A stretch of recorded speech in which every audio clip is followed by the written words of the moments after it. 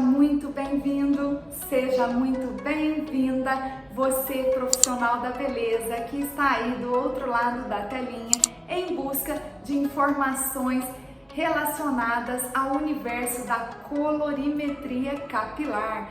E se você chegou até aqui, saiba que você encontrou o lugar certo, porque aqui na Beleza na Íntegra é o canal onde você irá encontrar informações preciosas pertinentes à colorimetria capilar e também irá alavancar a sua carreira como profissional colorista no mercado de trabalho em salões de beleza. Eu sou Renata Goulart e estou aqui para ajudar você nessa trajetória de sucesso.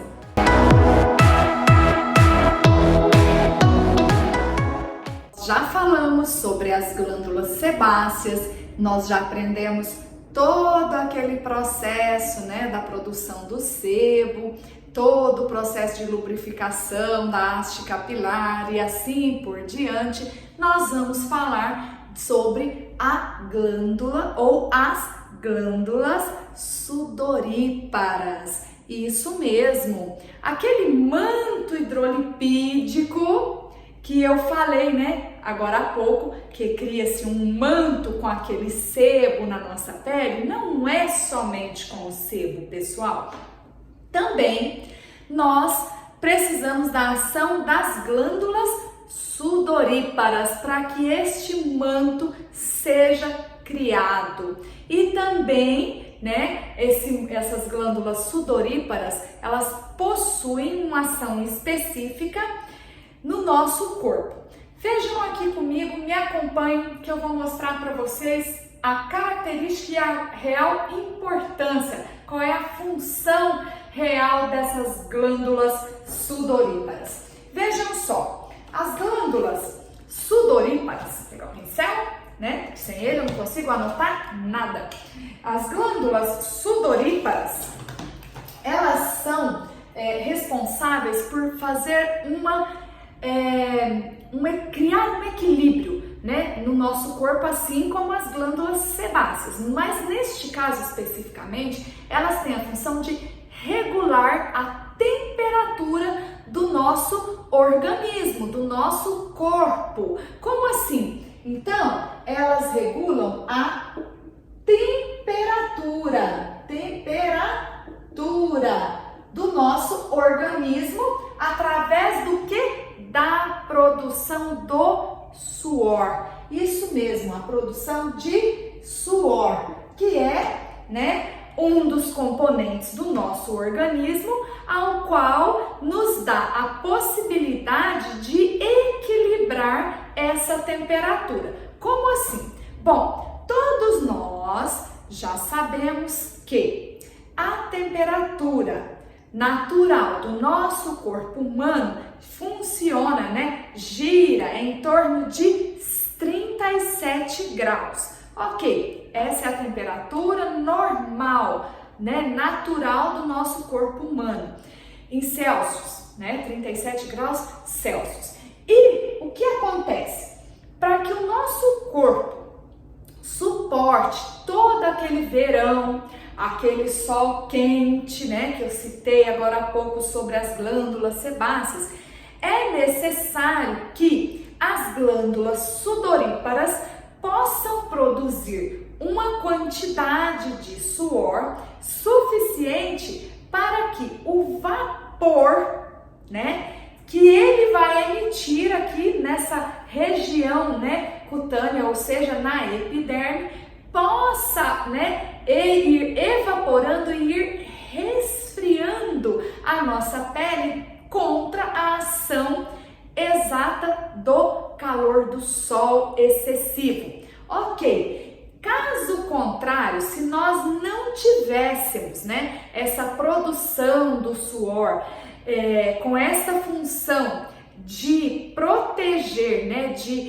resfriar, de equilibrar a temperatura natural do nosso corpo contra a ação dessas temperaturas excessivas, também não é só do sol quente, às vezes de um ambiente que está totalmente fechado, onde você está próximo a alguma caldeira, algum forno, que aquele calor excessivo vai fazer com que você realmente também venha a transpirar, é exatamente com esse objetivo, de resfriar. Mas quem é que resfria? É o suor propriamente dito? Não, são os vapores que aquele suor vai criar e irá resfriando essa nossa camada do calor, a camada da pele. Essa é uma das funções desse suor, ok?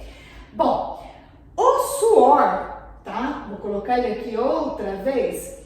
Ele é um ácido, ok?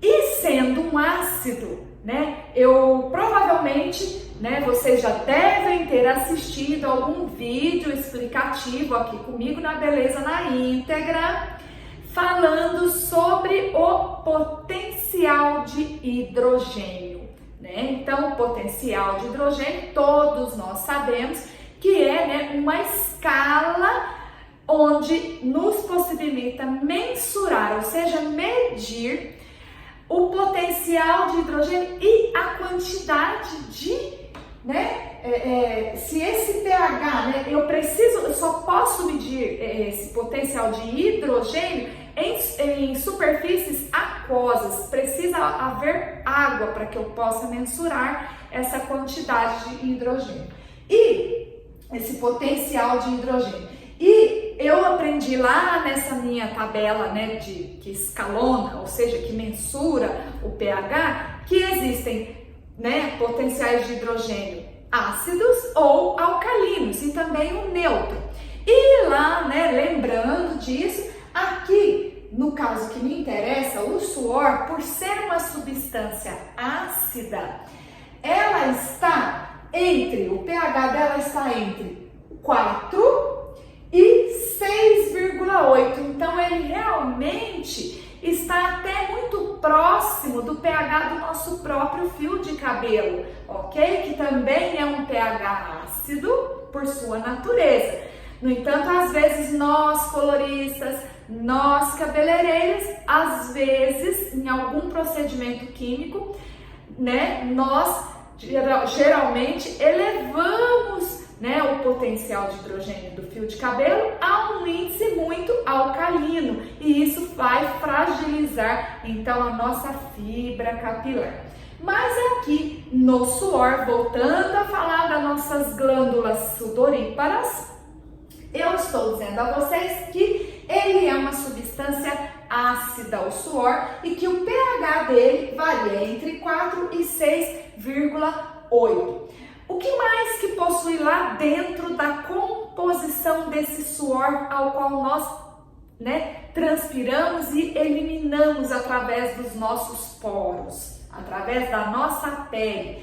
Também existe, olha, dentro do nosso suor contém 99% desse suor é de quê? Água. Por isso é que realmente alguns indivíduos que não têm o hábito de ingerir uma quantidade de água muito considerável, às vezes venha a se desidratar em locais ou ambientes que tenha alta temperatura. Exatamente em função de quê? Já que o suor, que a glândula sudorípara produz, tem a função de resfriar e equilibrar a temperatura do nosso corpo humano para nos proteger, e eu não estou ingerindo a quantidade suficiente de água, e para produzir o suor eu preciso de 99% de água, significa então que eu irei me desidratar. Assim também irá acontecer com os meus fios de cabelo e com o meu couro cabeludo, ok? O que mais contém dentro do suor? Gente, nós temos uma grande quantidade de ureia.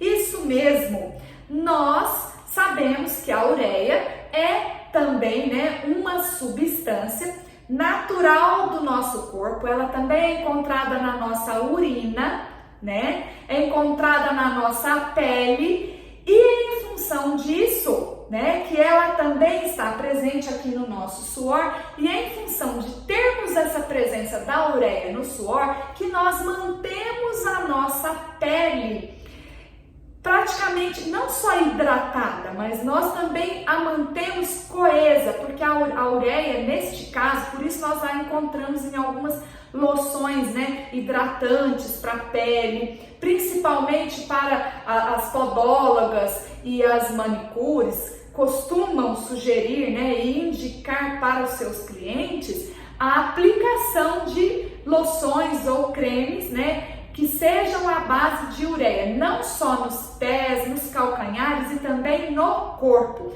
regiões onde são muito mais ressecadas, porque nós às vezes não ingerimos a quantidade de água suficiente e não produzimos essa quantidade de ureia e suor que seja suficiente para cuidar e tratar dessas partes, joelhos, cotovelos e assim por diante, ok? O que mais que nós temos nessa composição do suor? Nós temos também, pessoal, uma quantidade de amônia e ácidos láticos. Ácidos láticos, isso mesmo. Esses ácidos láticos também vão desempenhar ali dentro do suor uma ação de entregar nutrientes. Esses ácidos vão também deixar a nossa pele com um viço e com um aspecto de saúde, com um brilho, com uma maleabilidade bacana. As nossas, né, o nosso tecido, né, epitelial da epiderme, quando você olhar, né, microscopicamente falando, vocês poderão observar que essas partes, os veios, né, ali entre as camadinhas da pele, as pequenas erupções, as rachaduras, as fissuras serão tratadas com o ácido lático e também com a ureia, ok? E também através de ácidos pirúvicos, tá? Tinha esquecido um acentinho ali, nós colocamos de volta no devido lugar. Então, esses componentes todos vão fazer parte da composição do nosso próprio suor. E uma, né, das principais funções seria a regulamentação da nossa temperatura corporal, do nosso organismo no geral como um todo. Renata, é só essa a função do suor? Não. Nós também temos uma segunda função que, no meu ponto de vista, é essencial e extremamente importante, porque ela tem uma ação antifúngica e antibactericida. É através desse suor, em junção com todas essas propriedades que nós vimos aqui agora, em junção com o sebo produzido pelas glândulas sebáceas, né? Então eu somo o sebo mais o suor e eu vou criar algo que nós chamamos de manto hidrolipídico. Por que hidrolipídico? Porque este manto tem a função não só de regular a temperatura do nosso corpo, bem como proteger e lubrificar, e também ele tem a função de ação antibactericida e antifúngica. Nós todos já sabemos que aqui na nossa, né, atmosfera, aqui nesse nosso planetinha Terra, nós temos, convivendo com nós aqui, nós não somos os únicos a habitar esse ambiente. E também nós sabemos que existem aqui, né, uma legião de micro-organismos que estão nos rodeando a todo momento. Eu estou falando e enquanto eu estou falando tem micro-organismo aqui rodeando, entrando pela minha boca, entrando pelo meu nariz, saindo para todo lado. Por quê? Porque esses micro-organismos fazem parte do nosso habitat natural. E esses micro-organismos, em algumas ocasiões, nos são benéficos, em outras, são maléficos. Vejam só, no nosso couro cabeludo, nós temos alguns desses micro-organismos que podem nos trazer alguns malefícios. Só um exemplo, a nossa pele, tá? Como nós já estudamos aqui em outros vídeos, ela é uma porta aberta, né? Através de toda aquela, né, aqueles poros que são para penetrar, né, todos os nutrientes e também para saída de, né, suor, né, e sebo. São portinhas, são várias janelinhas, como se nós tivéssemos, né, vários nichos, micronichos, que fossem passagens para que esses micro-organismos possam entrar para o nosso organismo maior, né? Diríamos que esses micro-organismos fossem parte de um microcosmo e nós, muito, né? Estamos longe disso, mas nós fôssemos, né, em comparativo de dimensão, o macrocosmo. Então, esses micro-organismos vão entrar através dos nossos poros, através da nossa pele, vão atravessar as camadas da nossa pele, vão entrar lá no nosso organismo e eles vão conviver lá dentro do nosso corpo. Algumas bactérias nos vão trazer benefícios, vão cuidar, uma vai matar uma célula ruim, a outra vai comer. Então, faz parte de um ciclo natural da vida. Então, todos nós sabemos que até dentro do nosso corpo nós já possuímos,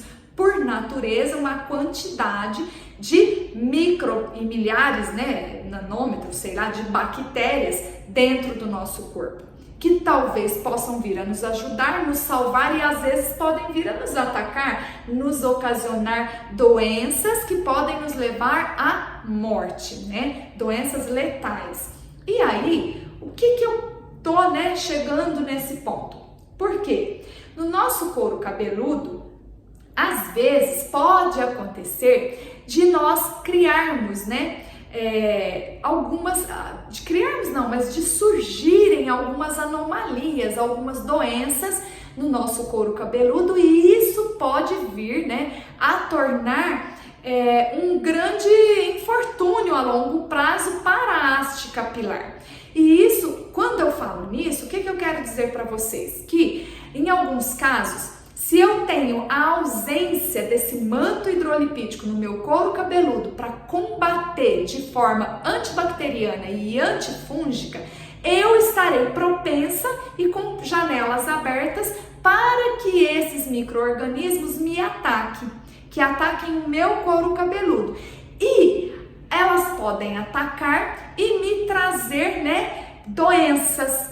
E essas doenças podem vir a me trazer uma caspa, elas podem vir a me trazer uma queda, uma dermatite e, né, uma infinidade de outras, né, anomalias ou doenças do couro cabeludo. E uma vez que o meu couro cabeludo não está saudável, é óbvio que o restante do meu fio de cabelo será comprometido, a saúde dele estará em perigo. Vejam só, você cabeleireiro que tem aquela cliente que às vezes chega no seu salão e você, quando faz o diagnóstico, você faz toda aquela anamnese, toda aquela avaliação do couro cabeludo do seu cliente, não é só em uma determinada região da cabeça que você olha, você tem que vasculhar toda a cabeça, porque é característico de algumas anomalias, tais como algumas dermatites, né,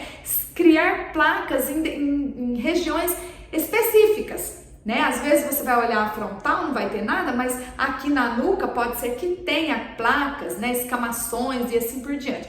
Então, quando a gente faz esse diagnóstico e a gente avalia aquilo, significa que eu não posso normalmente processar quimicamente esse cabelo porque o couro cabeludo não está saudável. Então, é assim, o meu dever é orientar a cliente. Se ela chegar em casa e ela quiser fazer, infelizmente a gente não tem o que fazer. Ou se de repente ela tem uma quantidade de fios brancos muito grande e ela não quer ficar com aquele fio branco, então ela tem que fazer um tratamento em conjunto, porque não dá para que nós possamos assumir essa responsabilidade de aplicar um procedimento químico, uma coloração, e menos ainda um descolorante ou algo que tenha um contato, né, direto com aquela placa, com aquela dermatite, com aquele ferimento, com aquela lesão no couro cabeludo, e você vai observar que aquela estrutura toda da haste capilar dessa cliente, infelizmente, não vai estar saudável. A sua cliente vai falar para você assim: olha, meu cabelo tá ressecado, meu cabelo tá com queda, ele tá caindo, meu cabelo não tá bonito. Se era cacheado, começa a ficar liso, ele vai perdendo toda a configuração do cacho. Se o cabelo era liso, de repente ele começa a ganhar um volume que não existia ali antes. Ou seja, ele começa na realidade a existir um desequilíbrio no geral, desde o couro cabeludo até a ponta do fio de cabelo. Então eu espero que agora tenha ficado claro para você cabeleireiro, para você colorista, a razão de tal importância dessas glândulas sudoríparas. Essa ação antifúngica, essa ação antibacteriana é essencial para o nosso couro cabeludo, bem como a nossa haste capilar. Ok, pessoal? Eu espero que a partir de hoje, você como colorista, você como cabeleireiro, comece a analisar mais, minuciosamente o couro cabeludo da sua cliente. Uma outra dica que eu gostaria de dar para vocês é que, falando lá atrás, da glândula sebácea, o nosso maior erro, maior equívoco, digamos assim, seria quando a nossa cliente chega no salão e ela se queixa que está com aquele sebo excessivo, com aquela oleosidade excessiva do couro cabeludo, e o nosso primeiro intuito é oferecer ou sugerir a ela, indicar a ela, que ela faça uso de um shampoo para couro cabeludo oleoso. Gente, couro cabeludo oleoso, não existe fio de cabelo oleoso. O fio de cabelo se torna oleoso em função do couro cabeludo estar e ser oleoso, tá? Então aquele óleo que estava no couro vai descer, ele vai escorregar, vai deslizar e chegar até o comprimento e pontas. E vai ficar todo mundo unificado, porque com muito óleo não tem outro jeito. Então, por que eu estou dizendo que é um equívoco? Vejam só, se ocorre uma disfunção, um desequilíbrio da glândula sebácea e ela começa, eu não disse que ela era inteligente lá atrás? Disse. Se ela é inteligente, ela começa a pensar assim: eu fui lá e indiquei para minha cliente um shampoo que vai fazer uma limpeza muito grande, vai remover praticamente todo o óleo, todo o sebo que estava localizado lá na minha raiz, no meu couro cabeludo. A minha glândula, super inteligente, lá dentro ela fala assim: opa, as terminações nervosas estão falando comigo aqui, nós estamos conectados, estamos mandando mensagem uma para outra, e a mensagem que chegou para mim que estão removendo tudo lá em cima. E eu não posso, eu tenho que produzir mais. A minha função é produzir sebo, eu não posso largar lá em cima sem sebo. E aí ela começa naquele ritmo acelerado e começa a produzir mais, e mais, e mais, e mais, e mais sebo. E aí o que acontece? A sua cliente vai falar: poxa vida, não tô usando esse shampoo, não tá dando resultado nenhum. Eu lavo meu cabelo de manhã, tava super oleoso. Quando chega depois do almoço, de tanto, eu não sei se eu passo muito a mão, eu manuseio muito meu cabelo, quando chega no final do dia tá pingando óleo esse cabelo, gente. O que tá acontecendo com esse cabelo? Hello, não é shampoo para raiz oleosa, para couro cabeludo oleoso que eu preciso sugerir para minha cliente. Então, Renata, o que eu preciso indicar para ela? Eu preciso sugerir para esta cliente um shampoo equilibrante. Existe isso? Claro que existem. Hoje em dia, a maioria das grandes empresas de cosmético já criaram, através de sua tecnologia de ponta, shampoos que vão fazer uma remoção superficial desse óleo e, ao mesmo tempo, ela vai depositar, através da sua tecnologia, alguns nutrientes que não vão deixar o seu comprimento e pontas extremamente ressecado, e vai deixar o couro cabeludo limpo, soltinho, sem aquele excesso de sebo, mas também não vai remover totalmente. E qual é o benefício que isso vai trazer para o cabelo da sua cliente? A sua glândula sebácea lá dentro, por sua vez, vai entender que ela está, o quê? Produzindo. Tava sendo muito, mas espera lá, agora eu tô recebendo uma mensagem aqui e eu tô achando que removeu, mas ainda ficou lá em cima um pouco, então não preciso produzir tanto assim. Deixa eu tentar produzir um pouco mais. Não, tá muito, espera lá, deixa eu produzir um pouquinho menos. E ela começa a ter um equilíbrio e começa a produzir numa quantidade suficiente e vai se equilibrando ao longo do uso desse shampoo. Agora, Renata, fala uma coisa pra mim. Se eu parar de usar o shampoo equilibrante que você me falou aí agora, que você me sugeriu, vai voltar a ficar oleoso demais? Depende. Lembra que eu falei ali agora há pouco sobre as glândulas sebáceas que poderia ser, né, ocorrer uma disfunção e excesso de produção por várias e determinadas funções específicas, né, pela ação de má alimentação, por desequilíbrio hormonal, por mau uso de até produtos. Gente, falando em produtos, quantas vezes nós, né, profissionais da área da beleza, tivemos que orientar e sugerir para nossa cliente qual é realmente o método de se lavar e higienizar os cabelos. Por que que a sua cliente chega lá no seu salão e fala: eu comprei aquele shampoo maravilhoso que você me sugeriu, menina, mas você sabe que eu usei ele aqui, ficou ótimo o meu cabelo, mas eu cheguei em casa e não ficou igual. Eu lavo, mas não fica igual eu lavo no salão. Claro! É o processo, é o volume de água, a quantidade de tempo que vamos deixar a água lavando aquele cabelo, enxaguando aquele cabelo, o excesso de resíduo e a aplicação do quê? Do condicionador e máscara. Esse então é o perigo, é esse que eu falo, é um perigo, é um dano gigantesco quando você não sabe como aplicar, como fazer o enxágue de uma maneira correta, tá? Porque os finalizadores, a mesma coisa, gente. Finalizador é uma ferramenta divina, fantástica. Ela veio para nos auxiliar a esculpir os nossos cabelos, a modelar os nossos cabelos, a proteger, porque hoje em dia alguns são termoprotetores, protegem dos calores, né?